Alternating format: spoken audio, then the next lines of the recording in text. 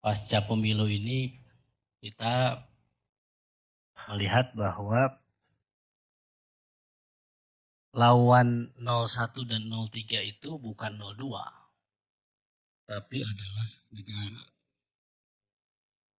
Jadi ini yang menjadi persoalan sejak awal, sehingga menyebabkan lapangan ini menjadi tidak datar. Sejak awal kalau tadi kita melihatnya, terakhir misalnya tiba-tiba kabinet membahas tentang bagaimana program makan siang gratis untuk 2025 nanti. Ini seakan-akan Pilpres ini sudah selesai. Bahwa negara sudah tahu siapa pemenangnya. Padahal KPU belum mengumumkan itu. Dan kalau kita ambil ke belakang, ya, apa yang dilakukan, ya kita melihat, ya, saya selalu mengatakan kenapa sih isu hak angket ini muncul. Sebelum KPU memutuskan, maka ada 3 hal. Saya kira saya ingin mempertajam tadi yang disampaikan dan kemudian memberikan beberapa klarifikasi terhadap Bang Maman.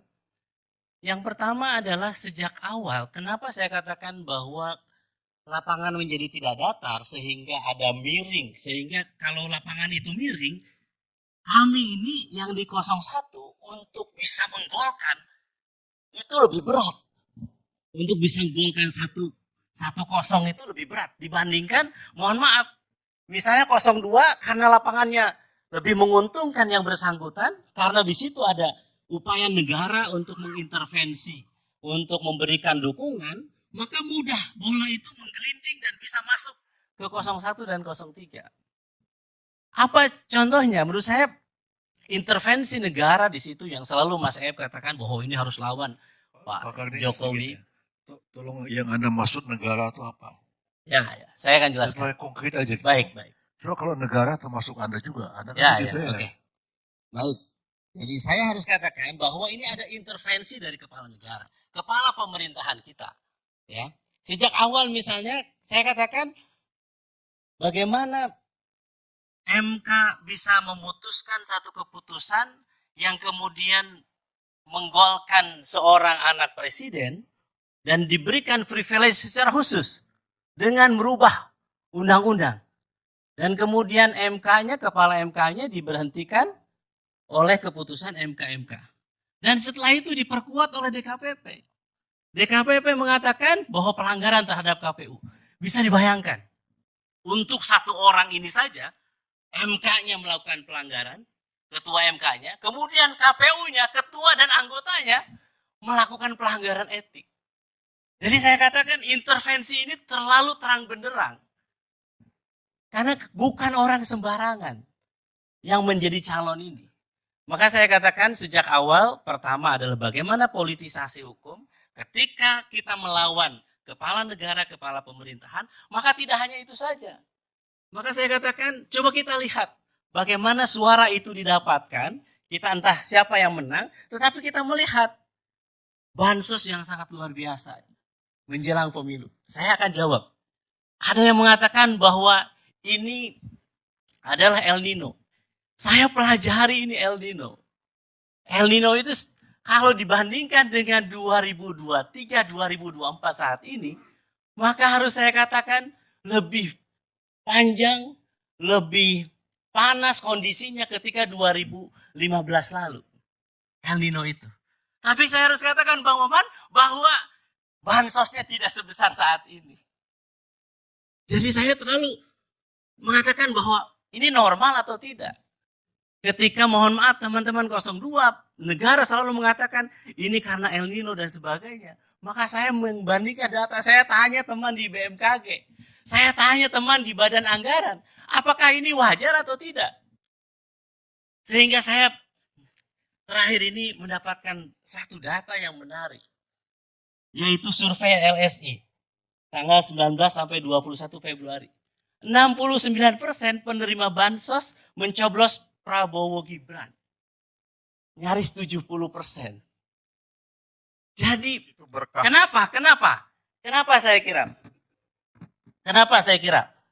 Bang Maman, saya harus katakan, kantong biru Bansos Jakarta itu warnanya biru. Sama dengan kaosnya Prabowo Gibran, warnanya biru juga.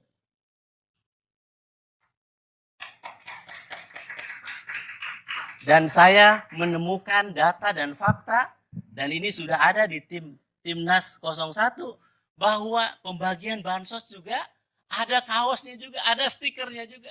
Dan yang membagikan adalah aparat.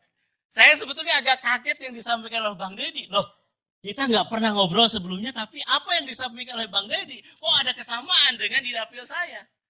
Di Jabar 7. Pengerahan aparat, kemudian mobilisasi, dan penggunaan dana bansos untuk kepentingan salah satu calon. Jadi saya katakan ini wajar kalau surveinya bisa seperti ini. Bukan karena tiba-tiba orang memilih, oh ini karena mungkin program bansosnya menggelontor, kemudian kami menentang bansos, kemudian yang menerima bansos simpati dengan 02. Enggak, karena memang ada by design. Yang kita lihat, yang kita duga yang itu dilakukan. Itu sebagian ada amplopnya juga tuh, bukan cuma. Betul, saya kaget juga 300.000 kok. Loh, nilainya kok sama dengan di dapil saya? Terus cara-caranya memanggil aparat juga kenapa sama? Inilah yang kita saat ini bangun komunikasi. Bahwa ada kesamaan-kesamaan itu. Di luar dari praktek-praktek yang mungkin saya mohon harus katakan ya. Ketika kasus MK, ada delegitimasi terhadap MK. Kemudian Bawaslu juga Sebelum MK demikian. tadi ya. Penyaluran bansos itu melalui kementerian apa? Nah ini yang jadi persoalan. Saya harus katakan, Mensos Risma tak dilibatkan dalam pembahasan bansos. Itu Prof. Yusril, saya sudah menyiapkan jawaban-jawaban dari 02. Karena saya diskusi tentang ini itu sudah panjang. Di berbagai TV. Jadi El Nino saya tahu jawabannya, terus kemudian COVID, termasuk juga semua penyelenggaranya itu saya sudah tahu jawabannya. saya tambahin sedikit. Itu juga kita harus pertanyakan karena menurut data yang ada di Mensos, itu kalau saya tidak salah 18 sampai 20 juta penerima. Tapi yang sekarang itu penerima hampir 50 juta orang. Nah, persoalannya ketika tadi persoalannya tidak melibatkan Kementerian Sosial, datanya tidak digunakan, lalu datanya siapa? Ini juga yang terjadi apa? Orang yang kaya raya. Barusan saya sebelum datang ke sini, saya telepon kawan saya. Benar nggak yang menerima orang kaya raya juga? Banyak juga orang yang mampu menerima bansos ini. Pertanyaannya, bansos ini apakah memang untuk menyelesaikan persoalan El Nino atau ini menjadi bagian APK atau bagian dari stiker atau alat kampanye ditambah dengan bansos negara ini. Ini saya ingin katakan, apa yang saya sampaikan di berbagai forum tentu tidak punya makna apa-apa. Kecuali apa? Rakyat menghendaki ada forum terbuka yang lebih transparan untuk membuka ini. Dengan cara apa? Memang salah satunya hak angket. Karena dengan hak itu maka rakyat bisa tahu jawaban-jawaban kekhawatiran itu. Benar nggak bansos ini dipolitisasi? Benar nggak aparat ini dimobilisasi untuk memilih 02? Benar tidak? Saat ini ketika KPU membiarkan cawapresnya menjadi Gibran tanpa ada PKPU, bisa dibenarkan atau tidak? Jadi sebetulnya banyak pertanyaan-pertanyaan publik yang saat ini ditanyakan dan seharusnya memang ini bisa dijawab. Dan kita mengatakan, Bang Karni, saya sebagai generasi muda ya yang berada di PKS selalu mengkhawatirkan ini. Kami ini jarang sekali anak dari seorang pejabat ini, pejabat itu. Kami ini proses kaderisasinya berjenjang dari bawah. Tidak ada anak pejabat dan sebagainya.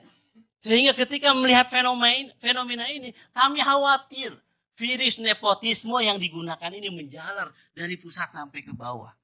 Sehingga yang kita harapkan adalah ayo kita buka. Supaya apa? Pemilunya kredibel. Pilpresnya nanti presiden kita bukan presiden dengan dasar kecurangan. Tetapi presiden yang betul-betul menang karena memang tidak menggunakan cara-cara yang yang curang. Jadi kami sangat berharap bahwa hak angket tentu kami dari PKS, sikap kami dengan 01 yang lainnya menunggu juga keseriusan dari 03. Kenapa? Hak angket itu memang 25 orang dari 2 fraksi pengusulnya. Tetapi kalau mau serius, maka kita butuh seluruh anggota dewan minimal 50% plus 1 untuk menyetujui di paripurna hak angket ini diputuskan, disetujui. Setelah itu baru dibuatkan pansus. Pansus bekerja, setelah itu nanti paripurna.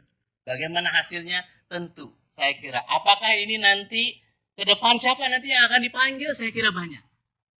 Kalau misalnya tentang politisasi hukum, siapa yang mungkin dipanggil? Kita tanya misalnya DKPP, KPU, kenapa meloloskan seorang Gibran ketika PKPU-nya belum siap? Misalnya politisasi bansos, kita tanyakan, kenapa Bu Risma? Saya tanya, saya cari data Bu Risma komentar tentang bansos itu sangat hebat. Ini luar biasa. Bu Risma tidak mau komentar tentang bansos. Padahal dana bansos itu terbesar saat ini. Oke. Jadi dan misalnya aparat hukum, politisasi aparat, siapa yang akan dipanggil misalnya nanti? Saya kira Kapolri, kemudian nanti siapa lagi? Kementerian Desa dan sebagainya. Nah bagi saya, ini adalah pertarungan bagi kita. Kenapa saya harus jawab Bang Maman? Kenapa kita dari saat ini? Sebelum nanti siapa yang menang dan siapa yang kalah. Supaya kita ingin tahu bagaimana cara mereka mendapatkan suaranya itu. Apakah fair atau tidak. Supaya apa? Supaya kita lihat ada keadilan. Ada orang yang curang yang dihukum dari berbagai kalangan. Siapapun mereka yang curang, yang melanggar konstitusi dan undang-undang, maka harus mendapatkan ganjaran yang setimpal. Saya kira itu. Terima kasih.